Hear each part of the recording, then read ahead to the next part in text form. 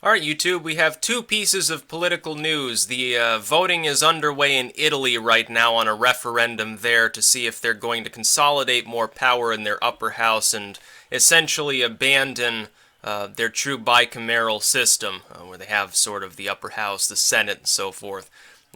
Mostly roll over the power into the upper house and have more local political officials in the Senate, which would become advisory. We also have the preliminary results of the election in Austria, and it looks like Hofer has actually been crushed by globalism. A temporary setback on the road to freedom for the people of Europe. What this is clearly what appears to be the case is that the last round of polling got the far right, so-called, the nationalistic movements, complacent, and they turned out at lower numbers, whereas those that supported Van der Bellen, who's basically a socialist, he's sort of like Hollande or something like that. And Hollande, by the way, is not going to seek re-election. There's another bit of news that was announced today as well. All eyes will be on France as soon as the voting is done in Italy. What happened is that there was lower turnout, it seems, because the polling showed that Van der Bellen was expected to lose soundly, so naturally his opponents didn't turn out at higher numbers because they figured, what the hell, he's going to lose anyway. This is a danger. My advice to people in France would be, if you support Le Pen, if you support Front National, don't listen to any of the polls. If they show her ahead, she's going to take the reins of power, vote anyway, and assume she's actually behind. These screwy polls, we saw them here in the United States too. The polling lately has been all over the place, no matter where in the world you look, to the point at which I have to assume that it's all being manipulated. It's being manipulated by probably the globalists. Austria has chosen to remain a vassal state of Germany. It's not as much of a surprise. I'd be more surprised if Front National didn't massively outperform expectations than the fact that Van der Bellen held on to power. I think he very narrowly won in the first election there. The courts decided that there was some screwy voting going on, decided to hold a new one. Maybe that's what caused him to win this time, but there's no use crying over spilled milk. Austria, by the way, will be just fine. What this shows, you look at Europe right now. Think about it this way. You've got the Brexit referendum. You've got a special second election in Austria. You've got the rise of these parties in places like... You've got the Pirate Party in Iceland.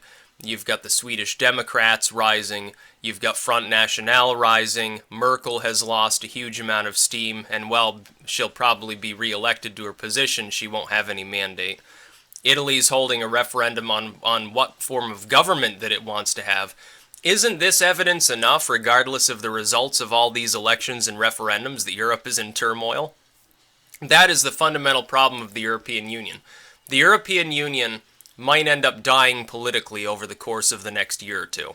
If it doesn't, even if all of the referendums against the Euro and the European Union fail, every far-right party loses steam, they stagnate and begin withering away. It doesn't matter. The European Union will die economically if it doesn't die politically. So it's no biggie. What would end up happening is, at least fiscally and related to trade and travel, it'll break apart anyway. It'll take such a vastly different form that it won't even be the same EU, and it might actually work if it's reformed in that way. What right now is happening, though, is it's at hazard of being destroyed because nations are going to begin pulling out. And now you saw, the UK has pulled out. They had a Brexit. They will pull out of the European Union in some form or another. That's one of the major financial centers of Europe. If France does the same, if Front National carries the day, they end up getting them out of the European Union, that's it. What's left? As far as major economic players, you've only got Germany left. Everyone else would simply become a vassal of Germany when they realize how shitty that situation really is, that they're essentially being exploited by the Merkelites. They'll begin leaving too. The Eastern Europeans might begin leaving. Merkel would have unlimited power at that point without the Eurosceptics from the UK and France interfering. She'd have unlimited power, basically, to be the new Führer of continental Europe for the most part, forcing immigrants and austerity down the throats of the various smaller nations in Europe, the less economically powerful nations. It won't work. It'll fall apart. So Hofer losing, yeah, it's a setback, but it's not a major setback. Austria is not France. It's not one of the major economies of Europe. No offense against the Austrians, but it is a smaller, more landlocked, less populous nation than something like France, Germany, the UK. What's going to end up happening, though?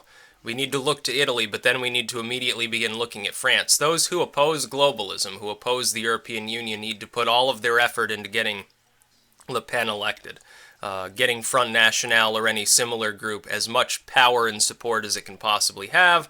That way, if France is liberated, it will be the last domino. It will topple the European Union. There will no longer be enough money. Germany alone can't float all of the other economies that would have to float.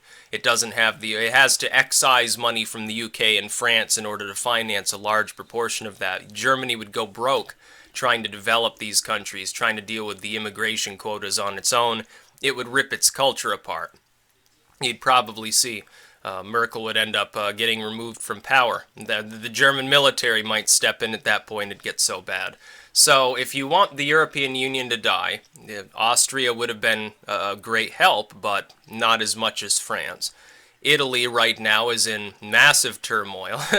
Now, it could cause, regardless of the result, such instability could be caused by merely such a referendum being held. Get people nervous enough so its economy again begins to falter and really drags the rest of Europe down with it. We saw this with like Greece, with the problems they had there. Spain has problems. Many of these nations have economic problems. The economic side, more than the political side, is what's in play.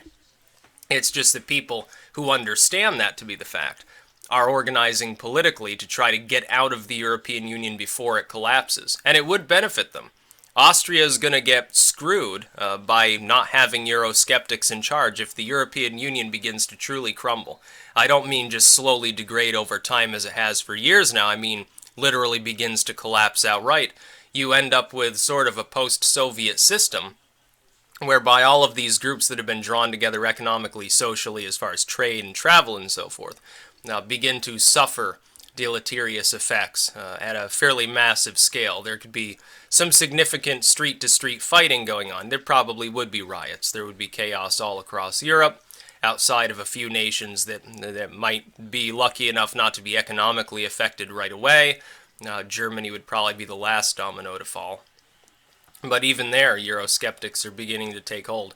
If Eurosceptics are beginning to gain dominance to some degree in places like Sweden and Germany, which 5 years ago completely bent over for multiculturalism, then it's only a matter of time, really, before France leaves, before some of these other large economies leave. The Netherlands could be next after France.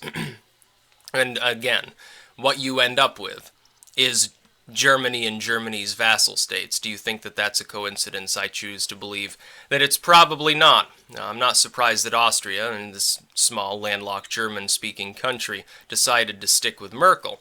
But at the same time, that mistake should not be replicated in France. Those who are against multiculturalism and or economic globalism and or just Merkel controlling everything anyway should definitely get out and vote, regardless of what the polls say. And in Italy, again, we got to watch to see what's happening there. In France, Hollande saying, no, I'm not seeking re-election, is a pretty good sign of the way things are going to go, I think, in France. That's about all. Peace out.